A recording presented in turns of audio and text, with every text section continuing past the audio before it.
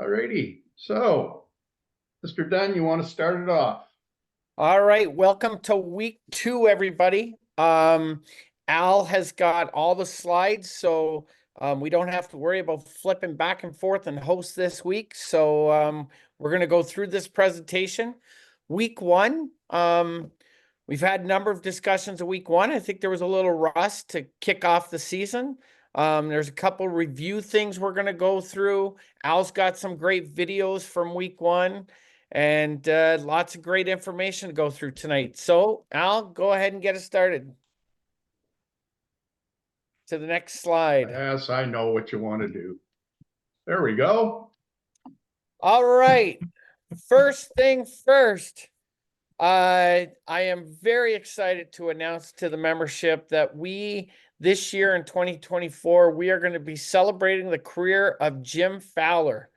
And that is taking place on September 19th, Thursday night. It's a 7 o'clock kickoff at Harrison Tremble. The crew for this game is referee Andrew Bubar, umpire, of course, Mr. Fowler, Ray Muir, and myself, Deep. We've got Fawcett and Dunfield working sidelines, and our field judge is going to be Al Gates. One of the guys that was going to be in this crew, we were hoping to be in the crew, Mr. Kingston, but he is away in Chicago for the week. So that is your crew. 2 supervisors. We got Jack Anderson and Bill Pickerel that will be joining us. And our timer, of course, is going to be Cy Edmonds. So this is going to be a great event. Whether you're in the crew or not in the crew, these are always a fun time to come out and celebrate as a member of the MBFOA.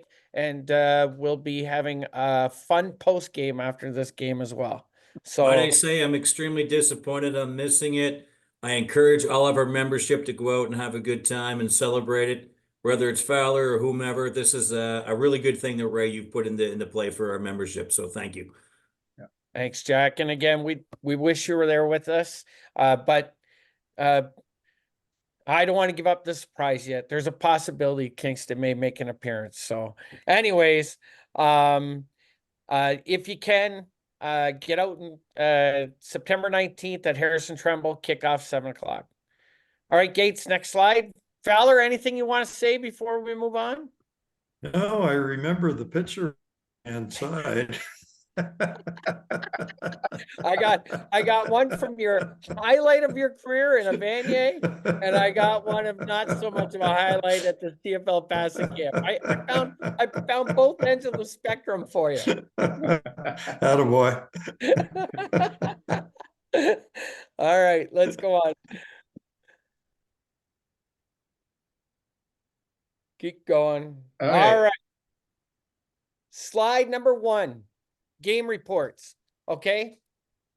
I just want to go through this really quick. I kind of took a beating a little bit from the MBIA and from Perry this week. They are looking for this report first thing Monday morning. So I really want to see these game reports come in on my desk before 8 a.m. because I got to get this turned around to them. And I still got my own stuff to do. So the earlier you can get these reports to me, I really appreciate it. And let's just go through it real quick. So at the top, you're going to list the date, the location of the game, the name of the officials here. When you're filling out the home team and visiting team, you type in the name of the team there in this PDF document. And then I only need major fouls, OCs, ejections, targeting, whatever the case may be.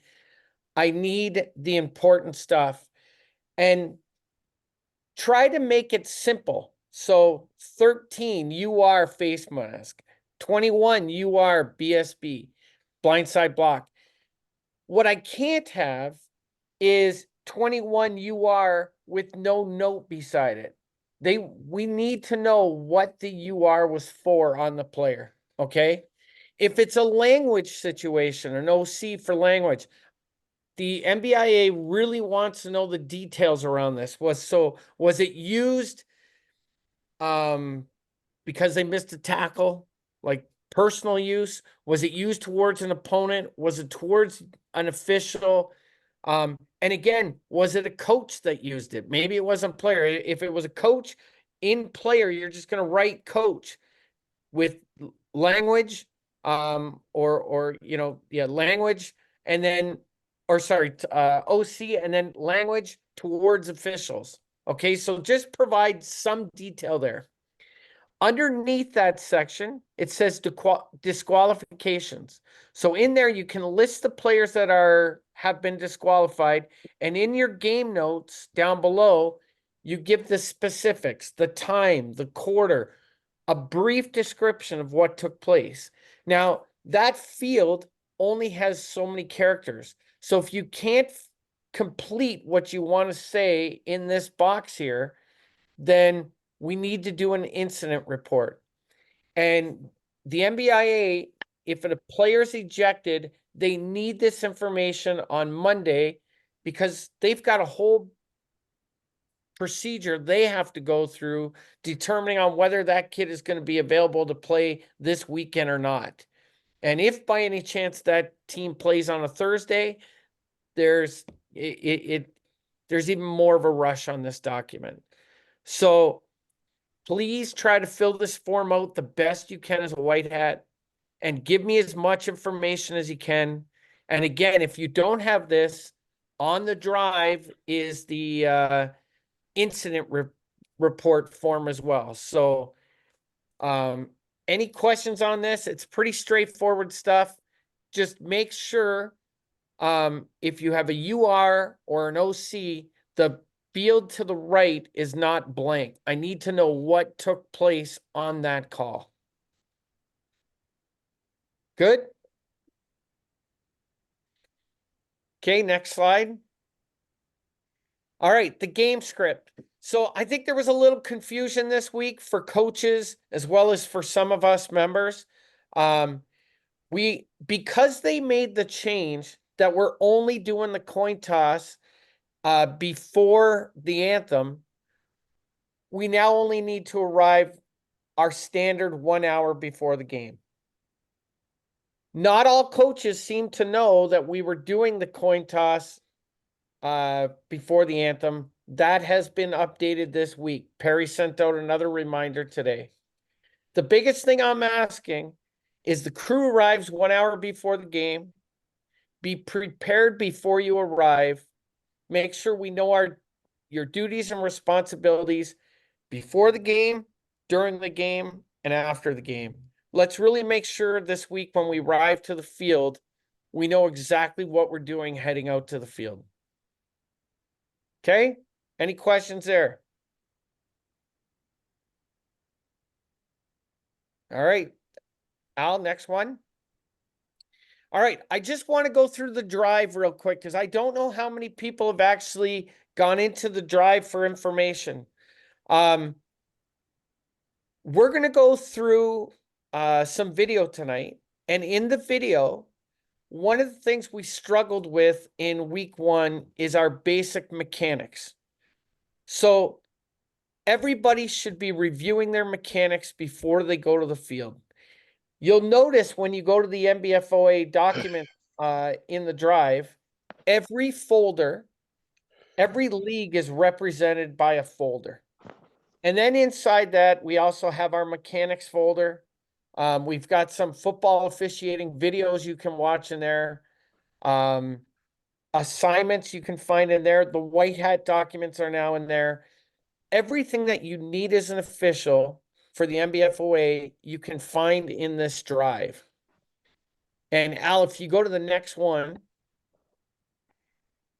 you'll see at the top, NBFOA documents, now mechanics. And in the mechanics are all the 7-man, 6-man, 5-man, and 4-man mechanics that we use here in the NBFOA.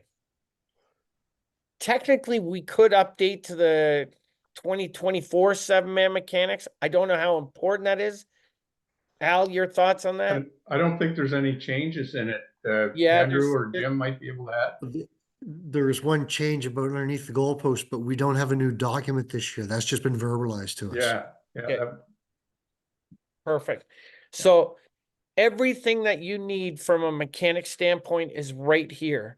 So I'm really encouraging all officials this week before their games, take a quick peek through these mechanics to make sure that we've got our positioning correct before the snap of every play. All right. Rocking on. Yeah, keep going. Sorry, I have a question about that. Yeah. Where do I get to the drive? Where is the drive? Right, you So- might have to send out the invitation to join the drive again for the newer guys. If anybody that doesn't know how to get to the drive, shoot me an email after this meeting and I'll make sure that you have access to the drive. Best practice is to bookmark it in Chrome or Yeah. IE or whatever you use. Yeah. Okay? Thank you. Oh, sorry. All right. We're going to talk just a little bit of rules here before we go over to Al. And there was a few questions I received from coaches this week. A few questions I received from coaches and a couple things I've seen in our games. There seems to be a little confusion around no yards, whether it's a 5 or 15-yard penalty. So this page that I just sent you, I believe is page 30 of your rule book. And 30 and 31 are the two pages you want to read around no yards. So basically what it's saying on a kick from scrimmage, Team A shall not touch or be touched by the ball. And if so, it's a 15-yard penalty from point ball touched. That doesn't mean, sorry, and it doesn't matter in this case if it bounces or not. If the kicking team touches it first, it's a 15-yard penalty. Illegally touches it first. Yeah. And if you're a player that's running down the field that hits your back, if you're a kicking team member and that ball hits you in the back, that's illegally touched. Team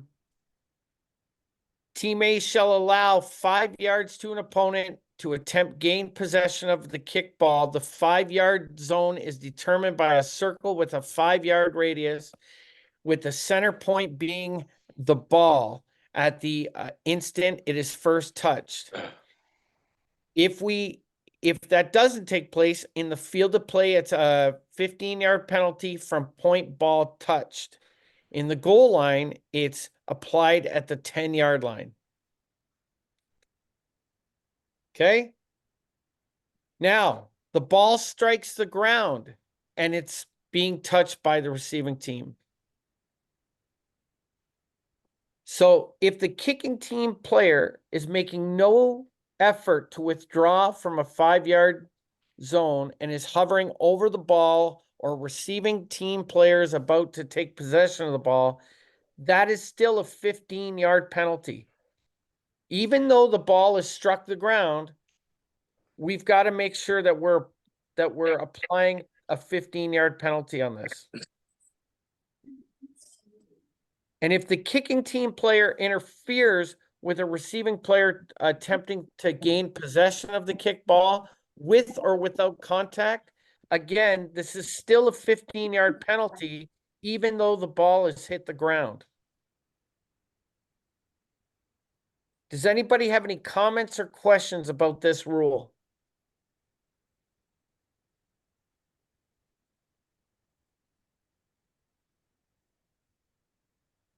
All right.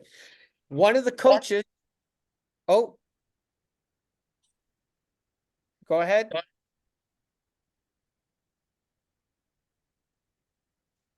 Okay. One of the questions I received from a coach this week is they gave up 2 kick returns, or 2 punt returns in this past weekend's games.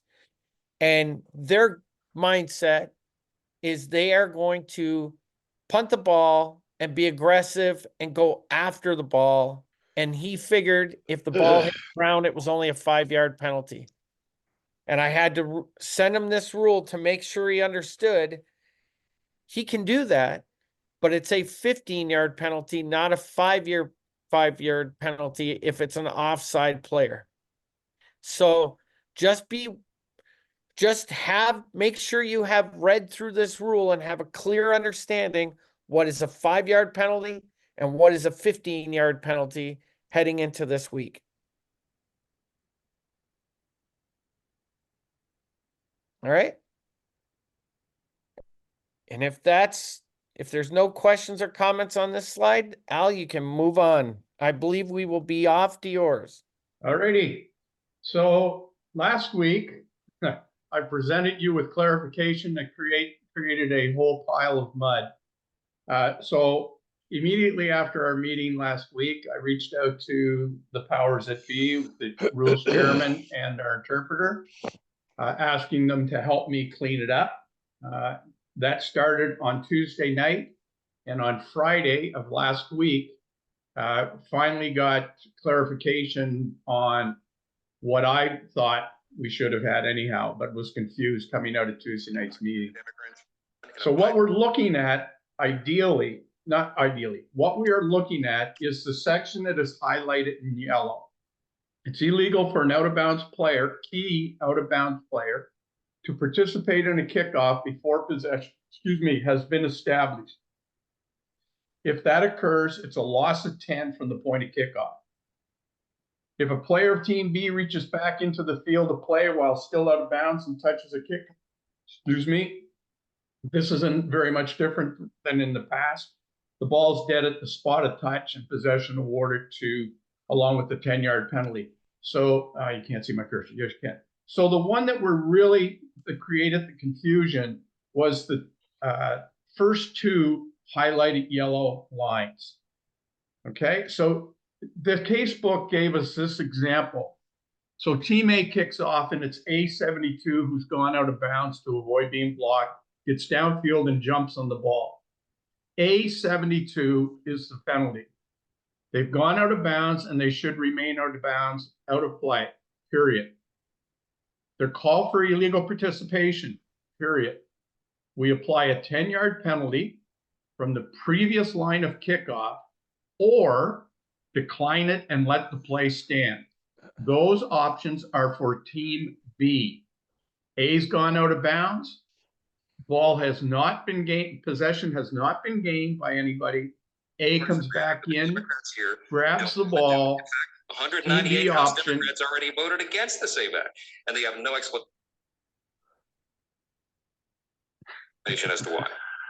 Aaron Dunfield, what are you watching? I think they think that it's already against the law for immigrants for not. They voted against the SAVE Act, and they have no explanation as to why. You watching? I think that it's already against the law. Videos.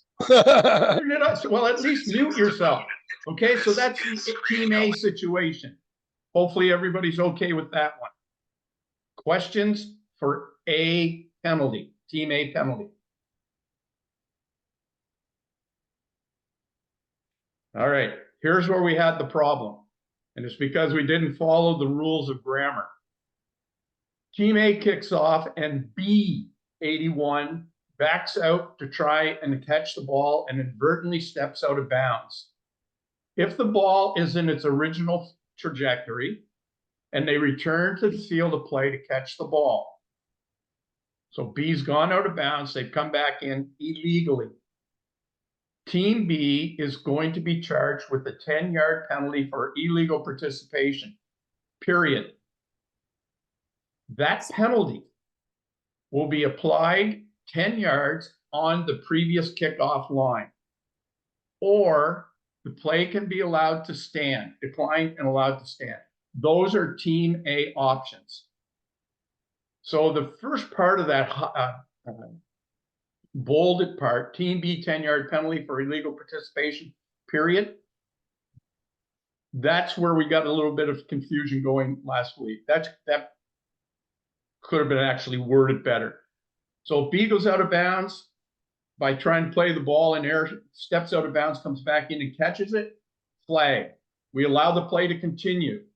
Once the play has come to a completion, Team A can then decide, we're going to penalize Team B 10 yards at the previous line of kickoff and re-kick, or we're going to decline it because Team B lost 30 yards. Okay? The other situation they give us, the ball has bounced off the ground. Team B, who's gone out of bounds illegally and returned illegally, is going to be penalized 10 yards for illegal participation. That penalty, if applied, will be applied at the line of kickoff, or they can decline it and let the play stand. Those are options for Team A. C and D, we've used those all along. So here's basically what we're saying. It's a 10-yard penalty against Team B. The 10-yard penalty be applied at the original line of kickoff or decline the foul and allow the play to stand. In both of those situations, they playing it in the air, they stepped out of bounds and come back in. They've stepped out of bounds and now catch the ball bouncing. So two things to keep in mind.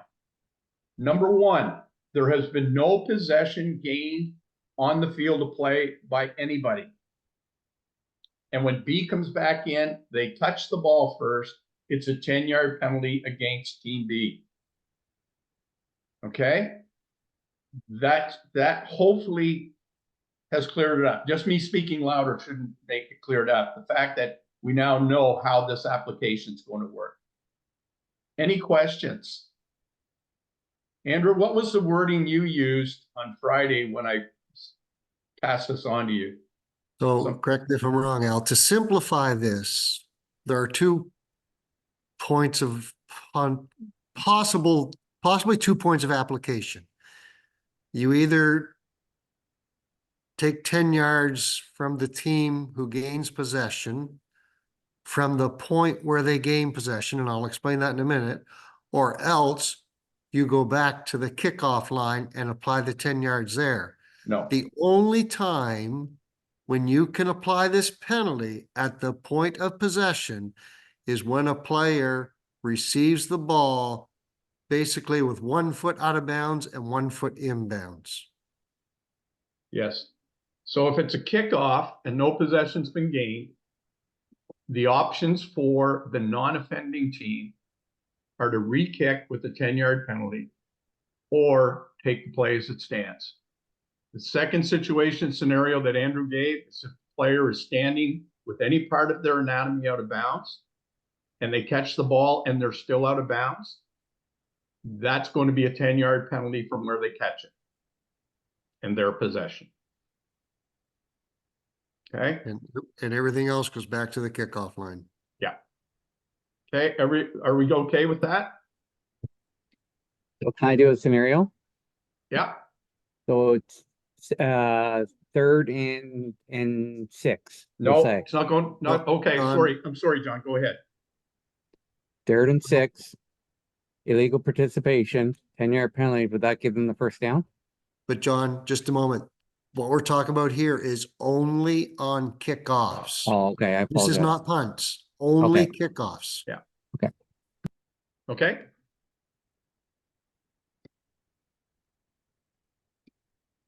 All right. This came up in a couple of calls I had on the weekend about taking a knee. In every league that we work, there's a policy regarding what happens when a team declares this. It can be made at any time in a game. Most often we hear of it occurring on the last couple of plays of the first half or at the end of the game. It's really imperative that the referee checks with Team A, and if they plan to take a knee, that must be conveyed to Team B. And if it's going to take more than one play, the referee needs to confirm that on each play. Don't make the assumption that on the first play they took a knee, that on the next play they're going to do the same thing. Okay, so for each play, you've got to confirm that they are going to take a knee. In all cases, once the ball has been snapped, the quarterback should be directed to take a knee promptly. We don't want the quarterbacks. Okay, let me give 2 scenarios. We don't want the quarterback standing around back there picking his nose. let's say there's 4 seconds left in the game. Team A takes the snap and the quarterback steps back and they allow the 4 seconds to run off. And it's a 20-point difference. We're good. If it's a 7 or 8 point difference and there's 15 seconds on the clock and they have 3 plays that they have to use to run it out, nobody has timeouts left. When that quarterback snaps the ball, the quarterback takes the ball, they step back, and you as the referee tell them to promptly take a knee. The average time frame after taking the snap would be about 2 seconds. So if they back up and they stand there and you get to a count in your head of 2, kill it. Okay? We don't want teams running out the clock in a close game when they could run out of downs and turn the ball over. Is that understandable? Yes, but also a reminder, if not a close game, use common sense. Oh, geez, yes. If there's 26 seconds on the clock, end it. Don't make them do it 3 times. Yes, yeah. And suggest, Jack, I like that. I will tell you that I was in the summer league. I was notified by a couple of the teams that they don't like the idea if there's like 20 seconds, 15 seconds left in a blowout, and the referee, now some teams don't like this, simply stepping up and killing the clock because they said it looks kind of bush. So if you've got 20 seconds on the clock, blow your whistle, and it's a hold clock. Blow your whistle and start the damn clock. Yes, of course. Yeah, and like you say, use common sense, guys. We don't want stupidness happening. So here are the 3 leagues that we work in the fall. The NBIA says they're taking a knee, the defense can't come, period. There's no play. That's all they have in their operating regulations. Football New Brunswick, it's a little bit more drawn out. It talks about the thing about declaring if it's more than 1 play, there's no contact, players that they jump across could be penalized, and so on. The AFL, they've added that difference of 8 points or less. The quarterback will be told to take a knee immediately once the ball has been snapped. Okay, so the rule's basically the same. The way we manage the rule will vary slightly based on the score differential. If it's a close game, we get the guy to go down quickly. If it's a blowout, let him step back, maybe take it 3-4 seconds, then go to a knee and try and get out of there safely for everybody. Okay? There were some questions about the Football New Brunswick rules. These are online. They play 4-down football. Kick converts are worth 2. They play 4 15-minute quarters. There's 10-minute half. It's straight time for quarter 1 and 3. 2 and 4 are straight for the first 12 minutes, and then the last 3 are stopped as per rule book. And if there's a delay of some kind because of injury, timeouts, and whatever, not timeouts, injuries, we're stupid and we can't figure out what's going on, we stop the clock in those situations. Mercy rule by book, taking a knee I just showed you. Pressure defense, this is one you got to brush up on if you work U14. Defensive linemen, can't all be more of them than the offensive linemen. Defensive backs and linebackers are not allowed to blitz. Outside shade, we all know about that from different leagues we work. This rule, the pressure defense rule, is not in effect when there's 2 yards or fewer to go for a first down, or when the offense is scrimmaging inside Team B's own 2-yard line. Okay, again, they must throw a legal overhand forward pass that must cross the line of scrimmage. Okay, so a little jet sweep with the flip doesn't meet that rule. A screen pass doesn't meet it. They must throw an overhand pass across the line of scrimmage. Head out of the game. First time you take a head penalty for head leading tackle, spearing, that group penalties, it's a 15-yard penalty. The second time, for the same player, for the same type of foul, it's a 15-yard penalty. The same player, the third time, it's 25 yards and they're ejected. All of these rules are on their website, and they've done a really good job this year of putting them together in a way in which is easy to follow. English language. Any questions on any of the Football New Brunswick fall rules? Al, I got a quick one, just to clarify, the offense is not required to pass on a set of downs that starts inside of their 15. Correct. No, sorry. Yeah, that's right there. Yeah, you mentioned 2 there before is all. It's Uh, when they start inside their 15. They Even if don't they have go to- outside of it after the Yeah. first play, they still Yeah. don't. And also, last year, they had a bastardized mercy rule. Is that gone now? that's gone. They follow the rule book. Okay, good. Okay, Al, one question. If that's 2 yards or less, the the defense, can they line up more than the offensive line and rush more? Like, can they line up 4 defensive line on a 3-line offensive line man? Okay, so there was no Yeah, restriction. because there's no blitz The rule. rule is not in effect when there are 2 yards or fewer to go for first down, or when the So they- offense is scrimmaging inside Team B's 2-yard line. So this pressure rule does not exist. So that's if it's less than 2 yards to go, or if it's inside the 2-yard line. Yep. Okay, so they could put 5 defensive linemen on the line against the 3 offensive linemen. That's the way that reads. Yeah. Bring the So- house. Yeah. Okay, any other questions, guys and gals? Yeah, talking about the forward pass rule, if Yeah. you can just go back to it for a second. Yeah, right there.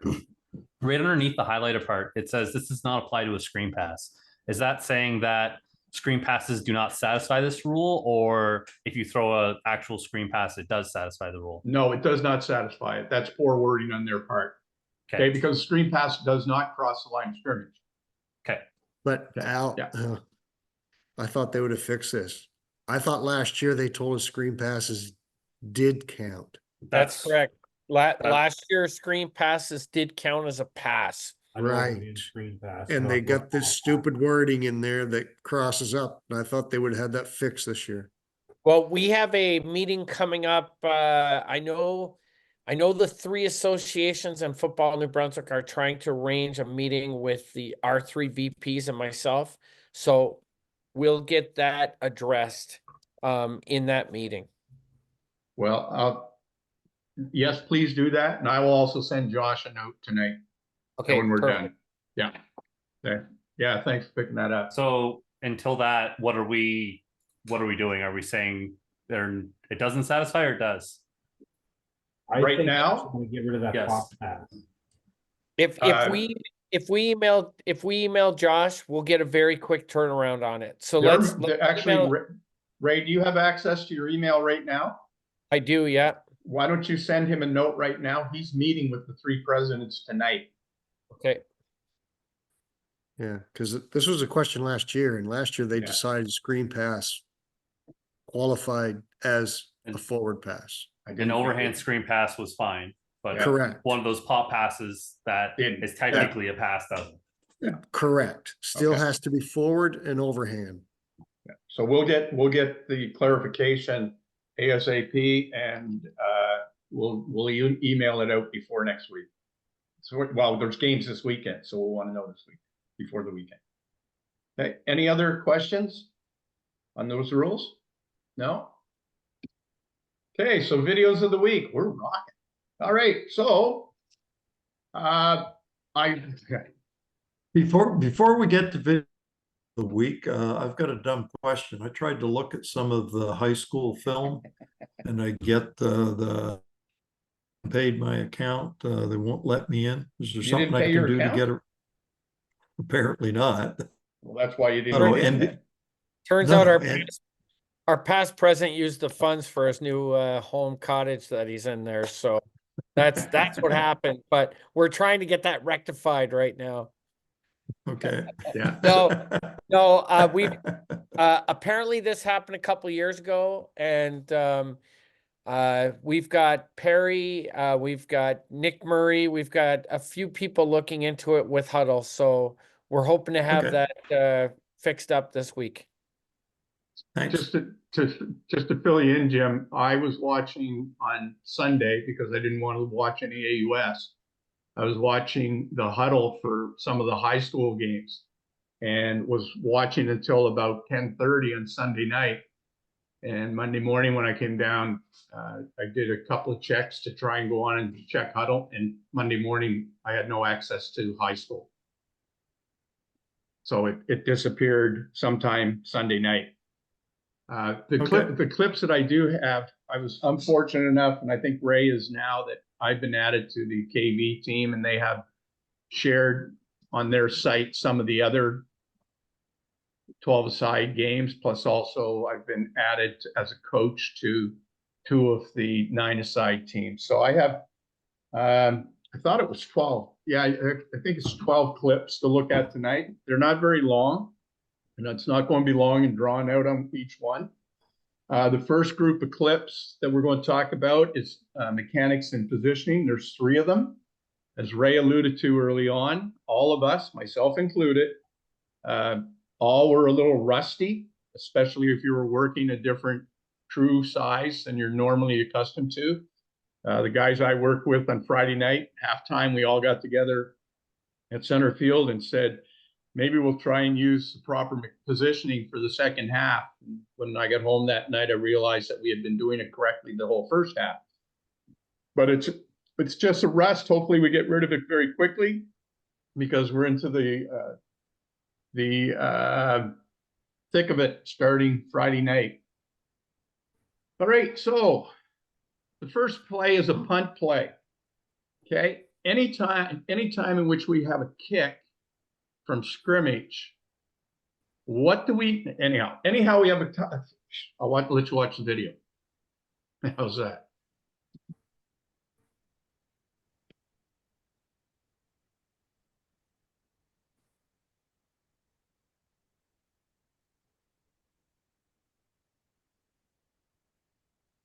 Is this a 4-man crew, Al? No, this is 5. Okay, so if we get to just about here, the play's going dead. This is a change of possession, but also all kick plays at the end of the kick play, what are we supposed to do? I'm out. We're supposed to kill the clock. And in the NBFOA games, what do we want? How do we want that done? Or by who do we want that done? Everybody. The crew. Every official. By every official on the field. Okay, and we talked about that last week, where because of our timers and where they are and so on and so forth, it's best if we all in NBFOA all mirror a timeout signal. So if you watch this come to an end, okay, play is stopped now.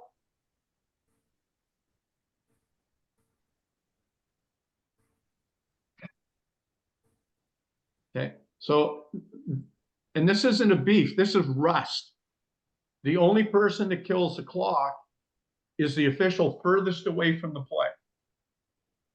So we need to clean up on changes of possessions and kick plays about stopping the clock on every play. Any questions?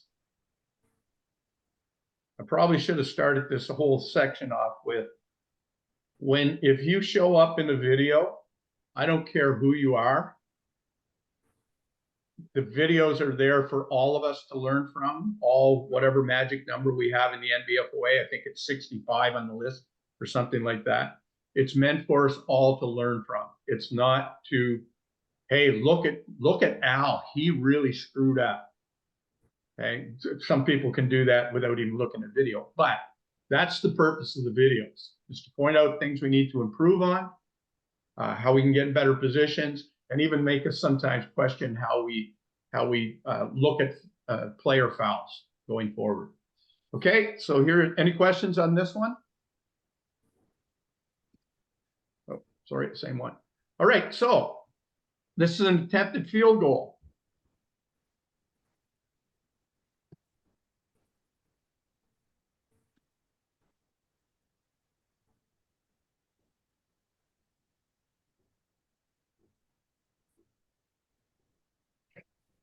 Okay, so we have a wide field goal. So the first question that popped up there is, how do we know it's wide? Signal? Okay, was there a signal? No. Okay, so the first thing we need to do, once the official on that side realizes it's going to be wide, where's the ball? Where's the ball? Where's the ball? So here's the positive thing. Everybody is lined up where they should be. Okay, we've got our line of scrimmage guys. You can't see the guy on the left-hand side of the screen. They're where they should be. The referee is in an angle so he can protect the kicker and the holder and still sort of watch the line of scrimmage stuff. The umpire is in a position so they can watch what's happening in front of them. And then we have our 2 deep guys underneath the post. That is, hello? Oh, yeah, it's Chris. So Yeah. this is a 5-man crew and we're not lined up properly. Yeah. The short side guy should have went down and actually the wide side guy went down. So we talked about this at halftime. This is a 5-man crew. Okay. This is in the game that I'm in. Yeah. So we talked about that the mechanic for bringing the, like, as the field judge bringing down the your partner, it's your partner you would bring down as a punt play. That's a So punt it's play. a short side guy. So the down judge on the right should have went down. We chatted about this at halftime. And the other thing we chatted about was the signal, because I had no idea once I sort of cleared the kicker and whatnot. The easiest way that I find any sort of kick play, any field goal attempt, if I'm on, let's say I'm on the left-hand side of the screen. Now this is just me, my mechanic. I hold my whistle in my right hand and I have it so that, or sorry, my left hand, and I have it so my right arm can show that it's wide. Yeah. And we chatted about that because it's just a little nuanced thing that I picked up working deep a lot. It's just one of those things where you keep that whistle out of your mouth so there's no fear of inadvertent whistle. A what? It allow an inadvertent whistle. It allows you to yell to your partner, wide, mine, yours, without that whistle being in your mouth, because I use a lanyard. So we chatted about that as well. And like you said earlier, it's week 1 rust. Yeah, sorry, I missed that fact that it should have been narrow side that was down. But other than that, as Chris said, the little hints that go with it. The other thing that you may want to keep in mind too is that once this official realizes that it's wide, they can back into the post. And as Chris said, in this situation, your right arm would go straight out and you'd look straight down the field at people coming towards you. There was one, and I think it was in the Matthew Martin game, where the wide field, the official on the wide side literally turned their back to the players coming down the field to see where the ball had gone. Don't turn your back on them. So anyhow, my apologies for saying it's set up right, but it looks right, except for we had our 2 line scrimmage guys move. And we need the mechanic so that everybody knows where the ball's gone. And then the other guy, the deep guy who releases back towards the dead ball line to help out or to cover. Okay. Thank you for that, Chris. Okay. Any other questions on this one? Any other suggestions about hints or tricks of the trade that we can pass on?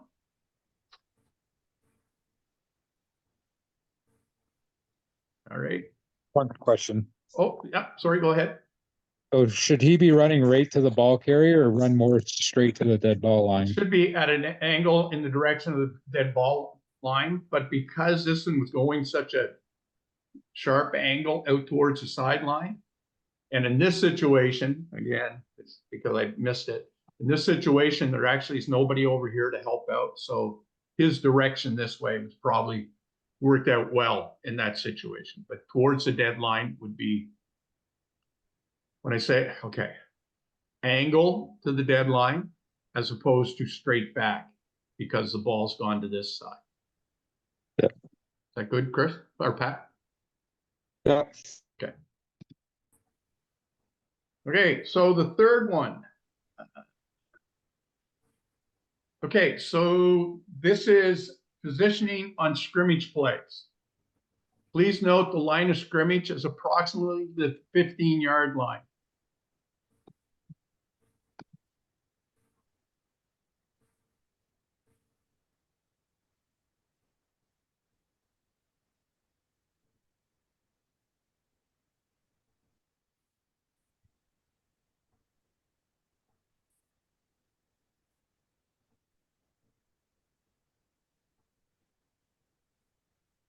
Okay, so if we back this up to the beginning, back here.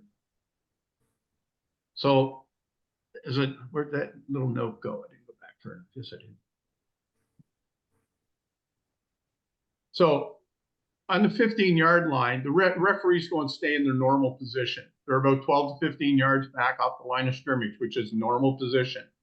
Our line of scrimmage guys are in their normal position. If you're the hold official, you're going to stay until something happens with the ball. Either it's carried across or thrown across the line of scrimmage. If you're the moving official, you're going to pause, read, and then react to the play based on what happens with the ball. The umpire is going to line up very close to the goal line. In this case, because they're on the 15, either the 12 or 13-yard line. And then the field judge should be back almost to the dead ball line. Okay.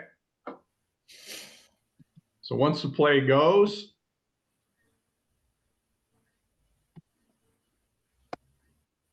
okay, the ball is now in the air. Both line of scrimmage guys.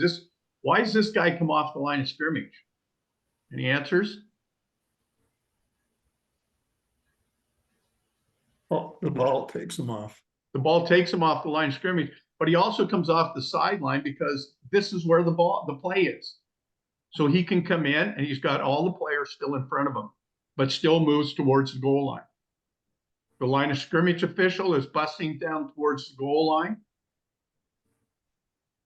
Referee and umpire have this stuff, and the field judge, if they were back here, have a good look across this way to see if everything's all right in here. Okay. Hi, Al. Hello. That was me on that bench side all night. Yeah. And I liked the cheat, but they had me pushed right out to the line, the very out as far as they could go. Yeah. The whole night. So I may have been out a little wide on that one. Well, but normally I try to cheat in a lot more than what I am there. But like I say, their wide outs all night long on both sides were pushing me out right to the sideline. Yeah. Well, that's what you have to do. You have to stay out here if they're pushing you all the way out. If they come in tighter and further, then you can sneak in, but you have to be cautious about it. Okay. So with everybody moving or being where they should be once the pass has gone airborne, we have both sidelines covered. We have the umpire and the line of scrimmage guys basically being on the sideline, and we would have the dead ball line covered by the field judge who would be back here. Okay, and again, it's just one of those things. This is the line that we have to be wary of, and the goal line in this situation. Okay. Can I be a little critical here, Al? Go ahead. The dead ball line here is not covered. Our deep officials should not have guys behind, especially when we're up close to the end zone. So these players are all in behind all of our officials. So if there was a play at the back line, we wouldn't know if it was in or out, if it was close, is what I mean. Yeah. And that's what I'm insinuating. Our deep official should be on this line. Should be back there. Yeah. Because there's players behind them that we shouldn't have that, especially on a short field like this. Yeah. And then also line of scrimmage on the short side on a play like this, you should be off a little bit on the snap of the ball and then read and then go if you need to. If we watch this again, if I remember correctly, the down judge here, I believe it's the down judge on that side, it didn't move until the ball was in the air. And in that situation, that's why we had 4 or 5 players down there in the corner and really no one down there with them. Yeah. Yeah, it was a little slow getting off there. Yeah. So you got to keep in mind, folks, what's the threat on a particular play, and the dead ball line here is certainly a threat, and you just don't want guys behind you. Okay. Any other tricks of the trade to add?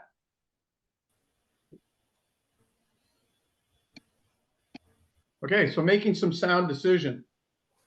I have 3 clips here that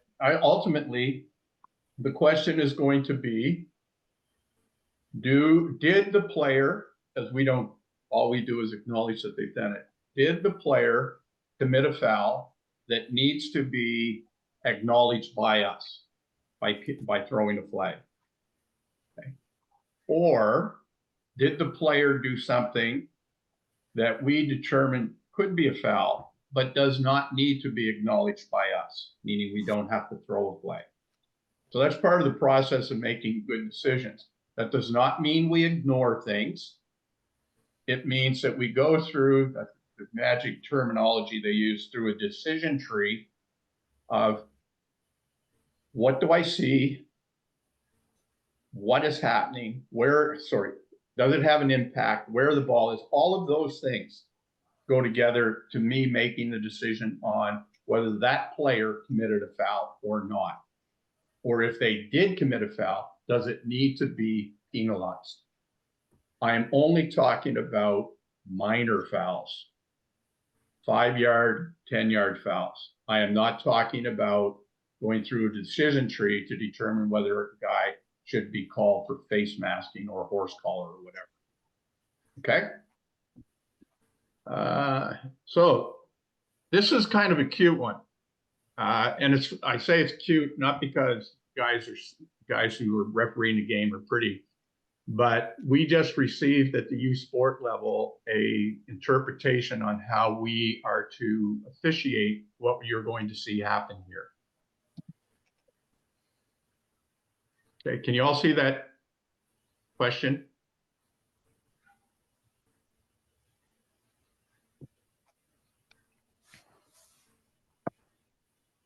Down here, it's just asking, Team B does jump into the neutral zone and they try to get back. They're still slightly in the neutral zone. Mind you, they're a good distance back. But the question then becomes,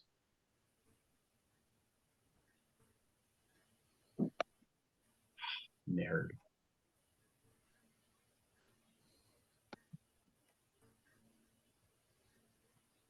By him being there at the snap of the ball, has that player gained an advantage? No, No. Why not? because he's back. It still looks like he's a yard from the ball. They're almost 2 yards off the ball as well. Yeah, they are deep. They are deep. But if you look at the player, he's trying to get back. He's actually kneeling.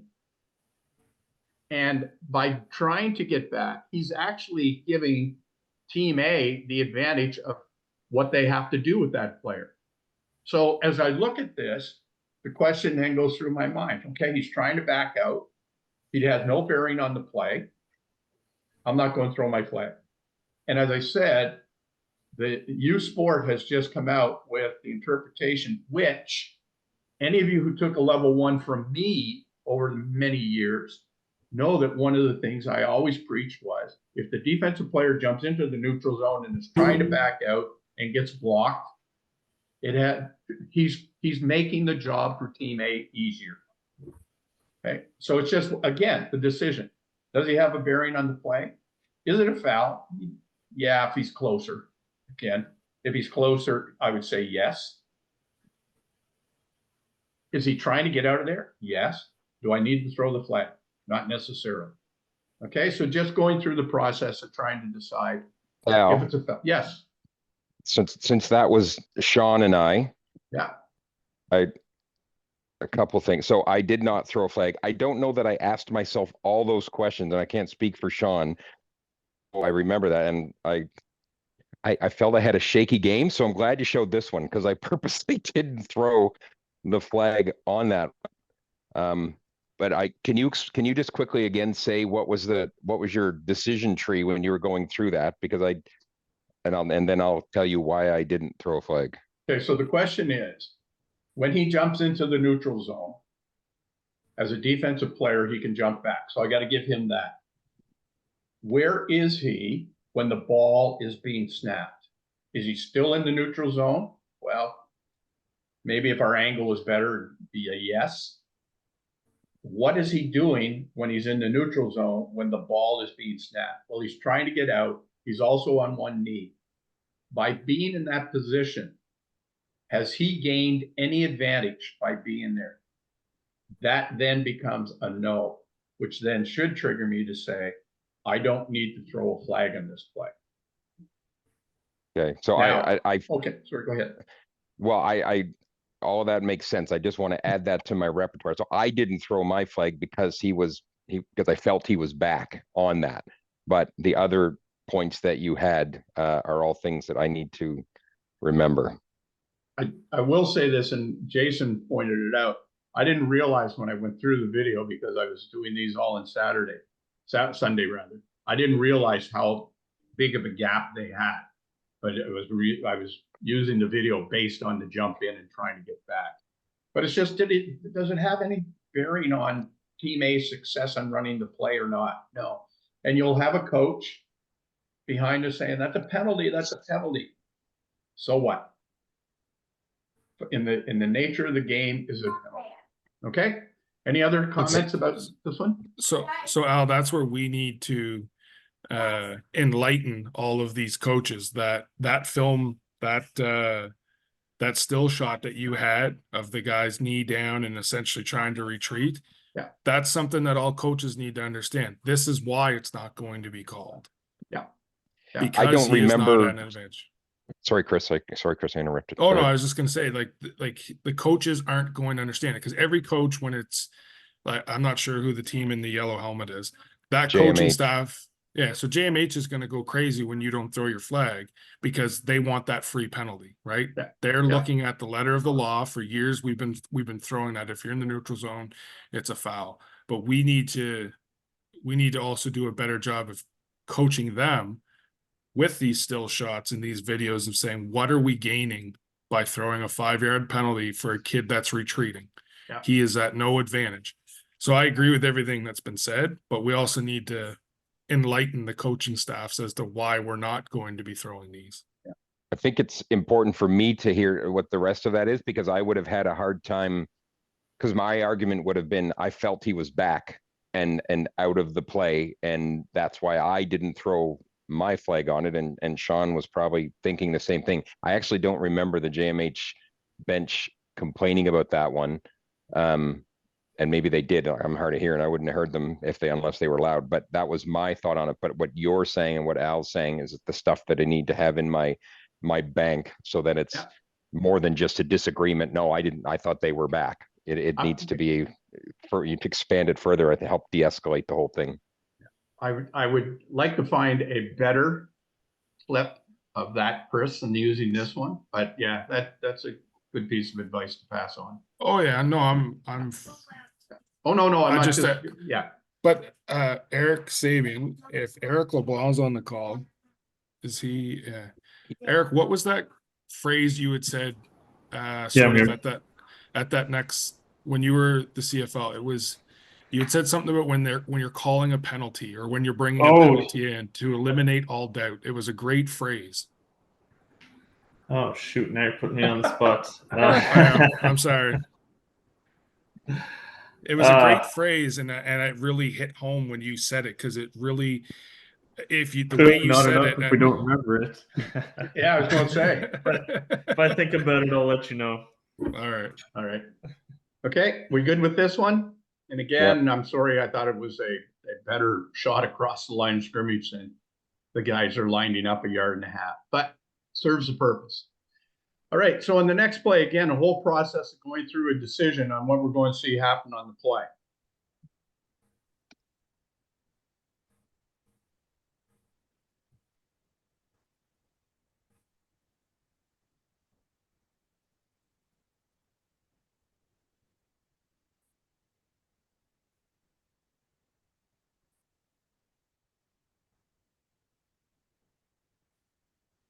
Okay.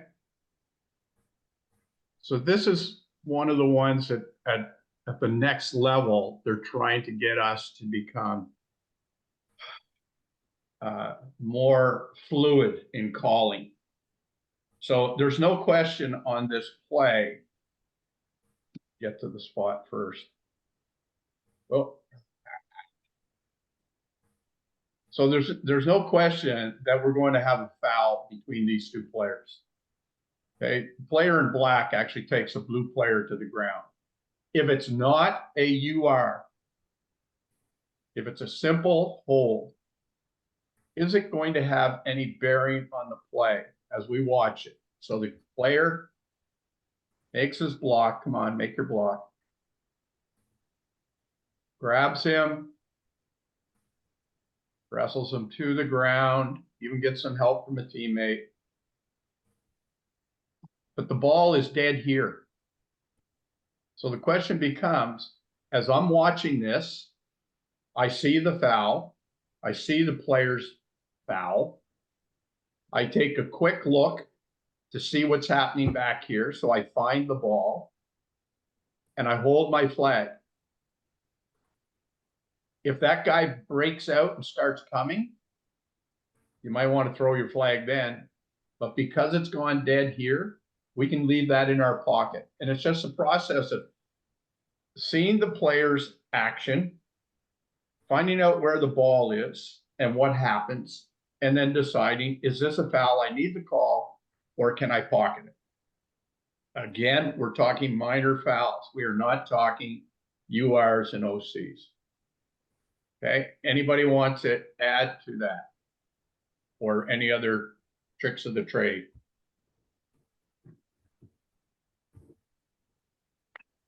So firstly, I want you all to understand, there was a foul here. But the question is, do we need to acknowledge that the player created a foul? And now I like to say, sometimes you tell the player, he says, I was held. You tell the player, yes, I saw the hold, but the play went dead back there. That's why I didn't throw the flag. If it had to come back this way, the guy was getting a holding call. Yeah. Just so the player understands that you did see it. And communicate with the players. And you can talk to the guy who made the foul too. That's the ideal person to talk to point out their behavior was noted. Okay. Any others? Okay. Last one in this group. So we're going to watch the player, the wideout for Fredericton. Okay. So should this be a warning or should it be a foul? Or should we acknowledge that he's fouled? That's the wrong button to push. Oh, it does go. There we go.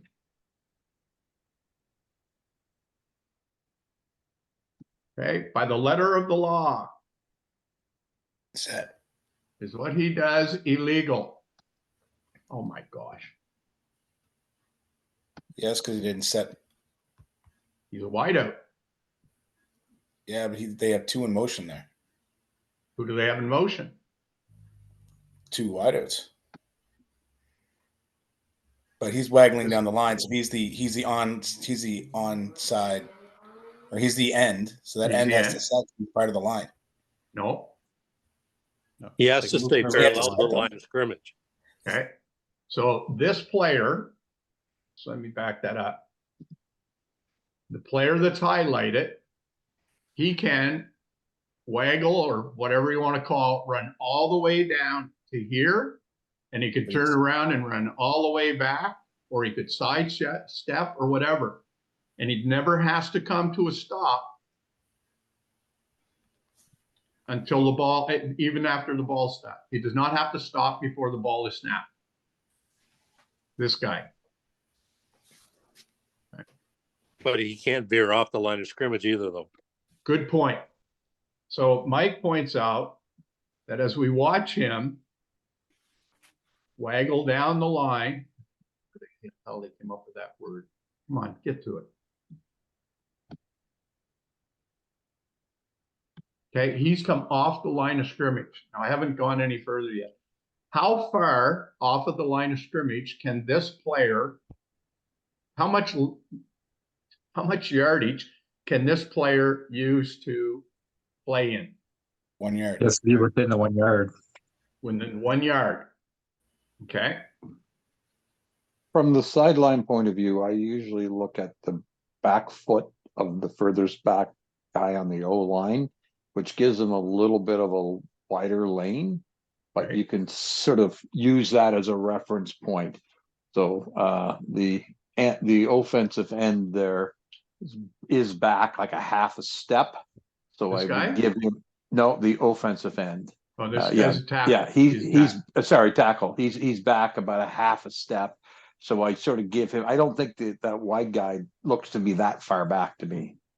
Okay. So I stopped it there for a reason, as I said, and Mike alluded to this. So the guy's got that little track that he can go down,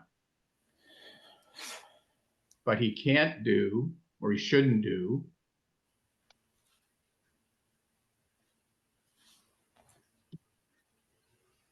so now he's gone 1.5 yards off the line. So my question is, that I jotted down to myself, it's a waggle by the wide receiver. By the strictest standards of the rules, is the movement that this player uses, by the strictest standard of the rule, is this a foul? Yes. Yes. If For, this is, for being back off the line, you mean, Al? yeah, and especially the last part here, Andrew, where he does that. Yeah, little okay, yeah, I was ball. gonna say, we should clarify this a little bit. Him coming back off the line a little bit is not a foul, provided he gets back out where he needs to be without really going downfield when the ball is snapped. Because keep in mind, they can change their formation, and the wideout who started in motion is now at the hash marks inside. If they wanted, if the ball doesn't snap, if they wanted to, he can come right back off the line now and the slot back up and go on the line and just to change formation, it's legal. Okay. If they do that in a timely fashion. To show what Andrew's, show what Andrew's referring to using the cursor, this guy, the guy that we're talking about, could actually come right back here and stop. And this guy could come back up here and freeze. So they completely change their formation legally, as long as we have 7 on the line for 1 full second before the ball snapped. So the fact when he goes in motion, if he backs off the line just a little bit, that's technically not a foul. Now, if he turns like he does here and starts going upfield before the ball is snapped, that's a different picture. But him just being off that line a little bit is not a factor. If let's just say he kept moving towards the ball here and kept sidling back out towards the line of scrimmage so that he was out there at the point in time when the ball is snapped. Remember, he's got that 1 yard track that he can sort of move up and down in. Okay. So my question now becomes, if this is play 5, not play 56 as it says up in the top, but if this is play 5 of the game, is this a foul? Or is this a, I'm going to talk to him and the coach? That's a get in his ear. Say that again, Matt?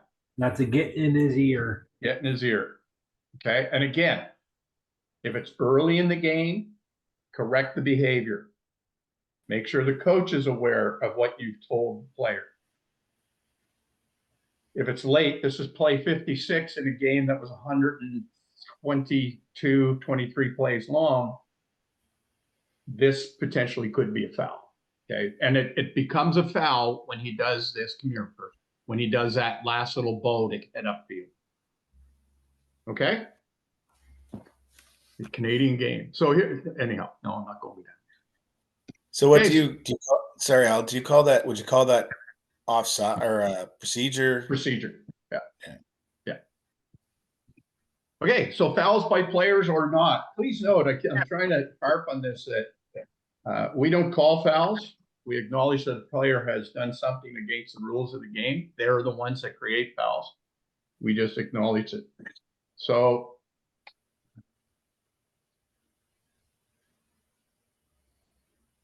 okay, so here's the first play. So this came from our game on Friday night at KV between Rossay and LJR. So watch the block by the center. Is it legal?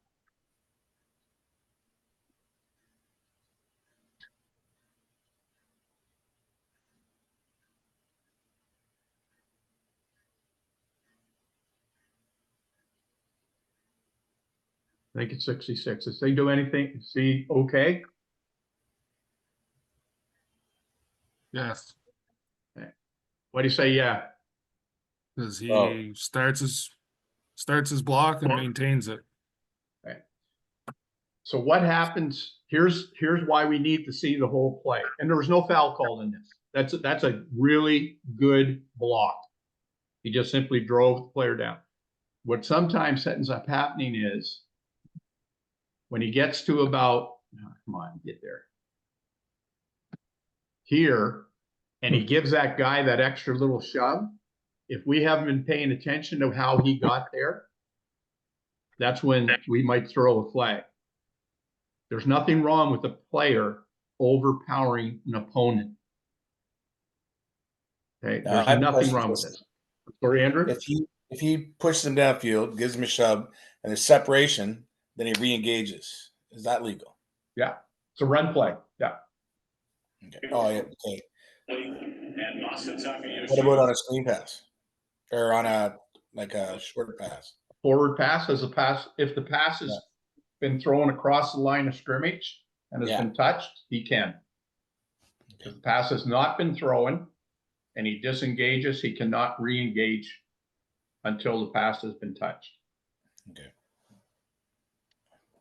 Okay, so that's the first one.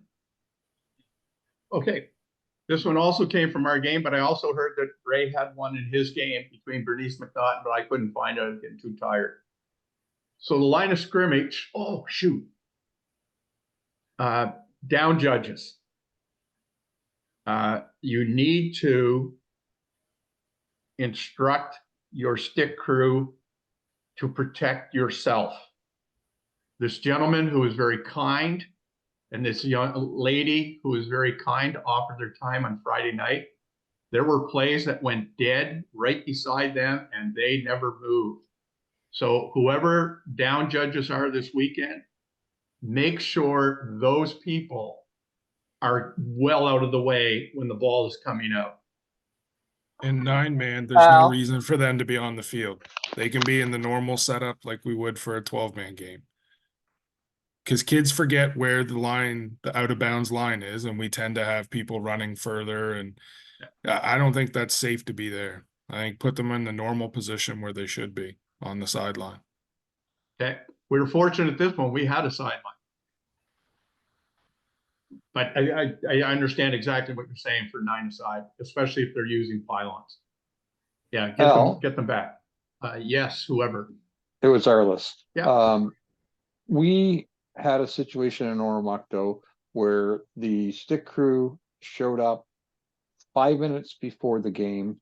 They had never done it before, and it's I don't think it's fair to put it back on the downs judge to teach people how to do everything 5 minutes before a game starts, national anthem go on, coin toss, and the whole bit. We, as the NBFOA, and I would encourage the executive highly on this, we need to have those people in place 15 minutes before the game so we have a chance to go over this kind of stuff. It is crazy who shows up sometimes, and they can be as willing as they want, but it's not something you're going to learn in 30 seconds. And we literally had a situation, it wasn't me, but we literally had a situation where Eric had like literally a couple minutes to 3 lovely young ladies who didn't have a clue how to do this. And if we're going to be talking to the coaches through Perry, one of the things we have to do is they have to get a better job of getting a stick crew, and they have to be there at least 15 minutes before the game so we can do a pregame with them properly and talk about this kind of stuff. Anyway, that's the end of my rant. Okay. You heard that, Ray? Are you driving golf balls or you're still there? I'm writing a note. I will definitely bring that up to Perry this week. Good. Thank you. Okay, so the line of scrimmage, it's a first down right here. And as I said, Ray had a situation like this occur in his game.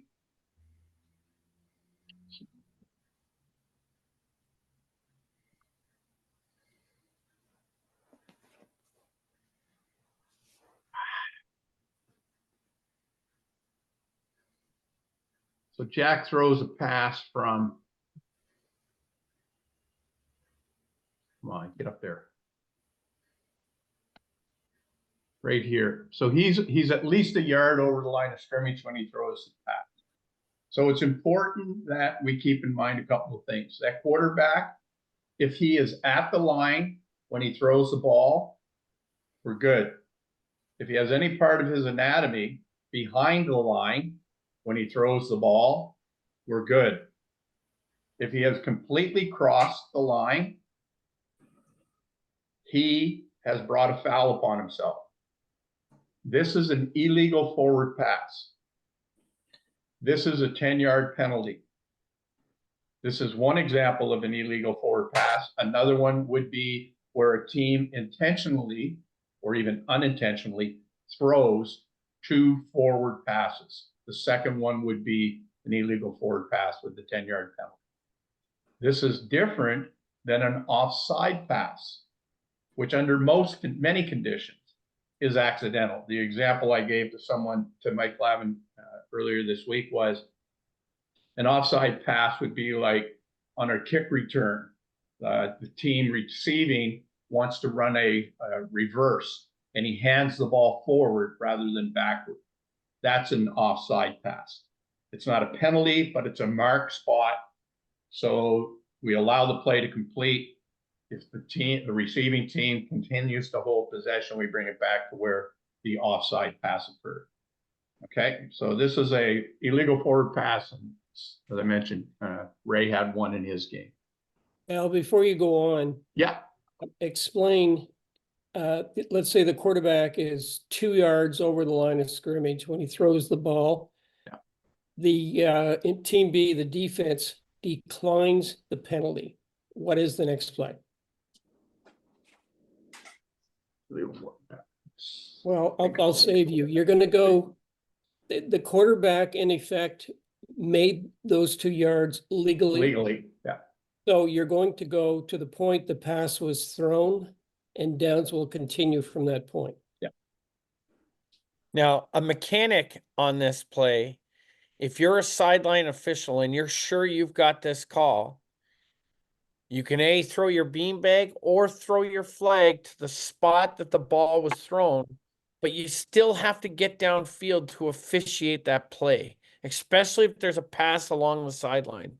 So, and white hats come up to the spot where the quarterback has thrown the ball and officiate the play, but then you can take a look to the sticks to see where the quarterback was at the time that the ball was released.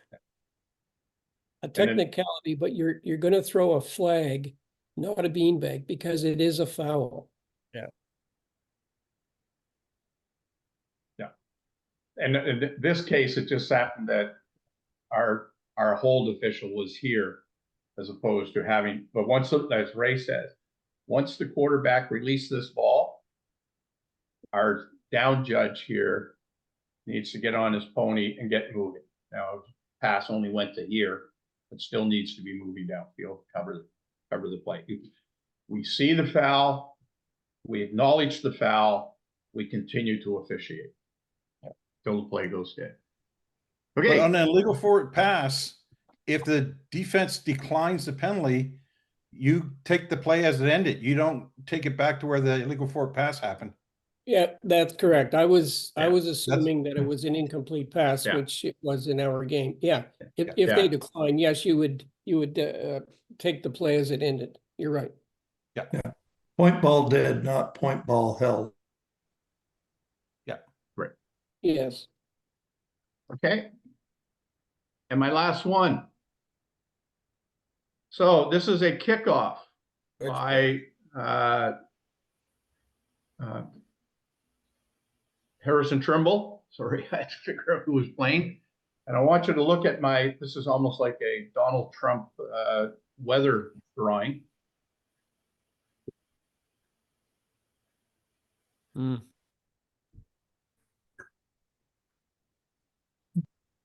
A wedge block.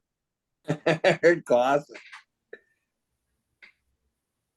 So here's the interesting thing. Come on, stop.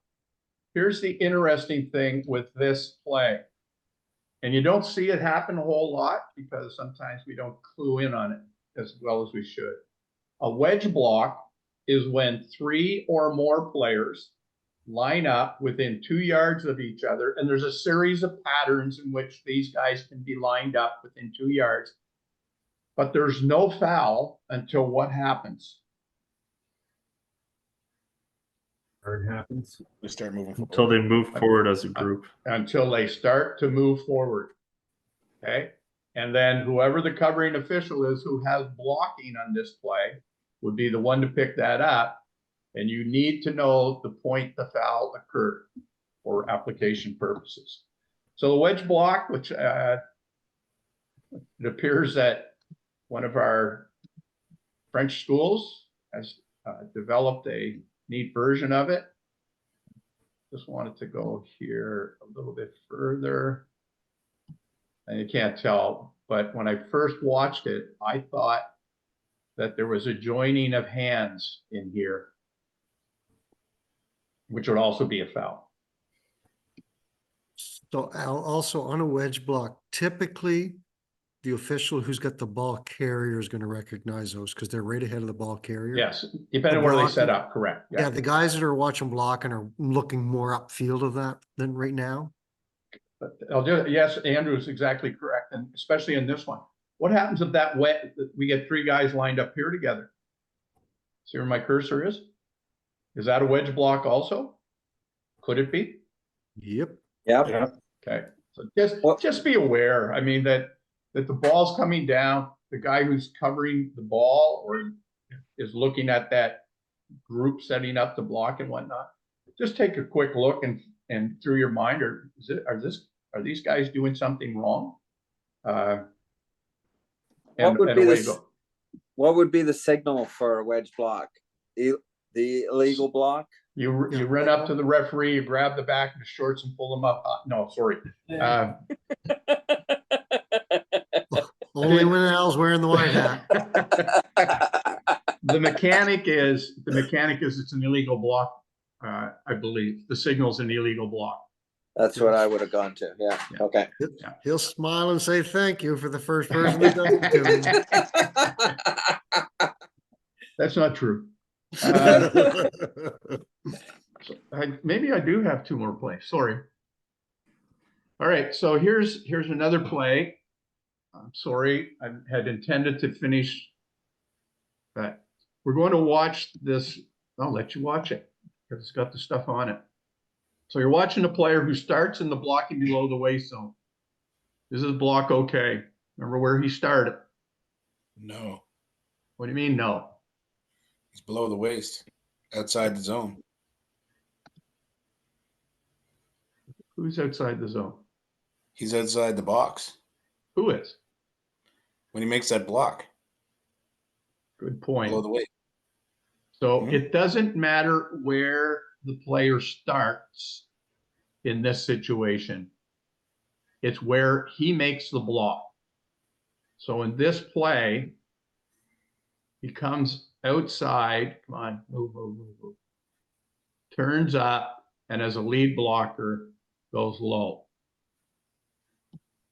Okay, so let me ask this question. Is this a illegal block? Is it a UR? Is it a rough play? Based on what you see here.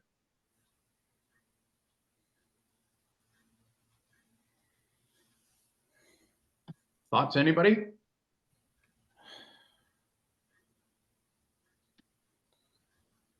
I know.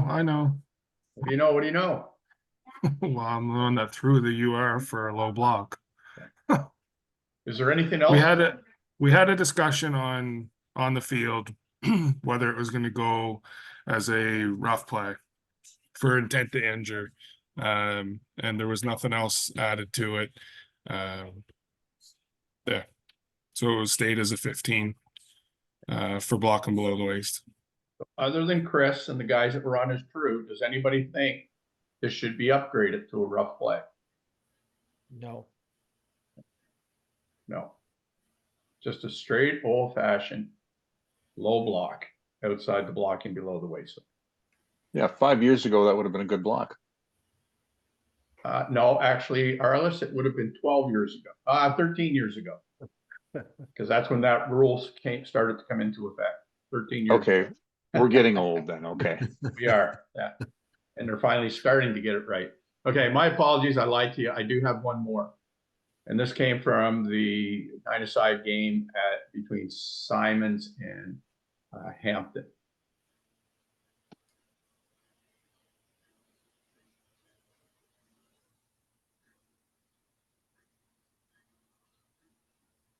See the guy you're watching?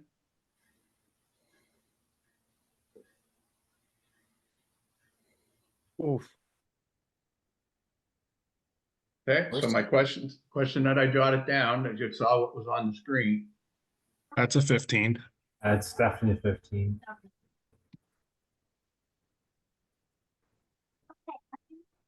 He had one thing on his mind there.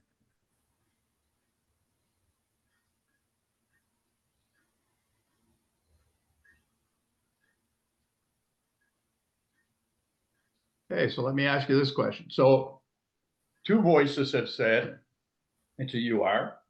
Does anybody have it just as an illegal block, blocking and pushing the back? No, that's a tourist. No. Yeah, Oh, remote the action. Who just said that one? Who whispered that word? The tourist hit? Yeah. That's correct as well. It's a 15 no matter how you slice it. It's a tourist hit because it's well away from the pile. And that's 25. Why do you think so, Jason? Because it's a tourist hit, so it'd be 25 yards. Oh no, tourists aren't 25. Tourist as is just a 15. Targeting. Okay. Well, I don't think he got to his head though. There's nothing in the head there, but I think it's all back. Yeah, it's all middle of the back. But then my third question was, would anybody consider this rough play? Well, he's hitting a defensive player. Okay. well away from the play. Okay, but neither of those things necessarily make it rough play. Is it after A rough play is the deliberate attempt to injure. Is he just being a dick, or is he trying to hurt the guy? So it's an evaluation process you have to make on the field to make it quickly. And you don't necessarily have to make it by yourself. We work as a crew. The foul is called. This player's behavior is acknowledged by the referee. But there are other officials that if the referee or whoever called it felt that it was severe enough, they could look for assistance to determine whether this player was attempting to injure the opposing player. I feel that it's a UR walking in the back. But again, if it's just one of those things, you have to go through the evaluation process. So what if that young man has been spoken to throughout the game regarding his actions in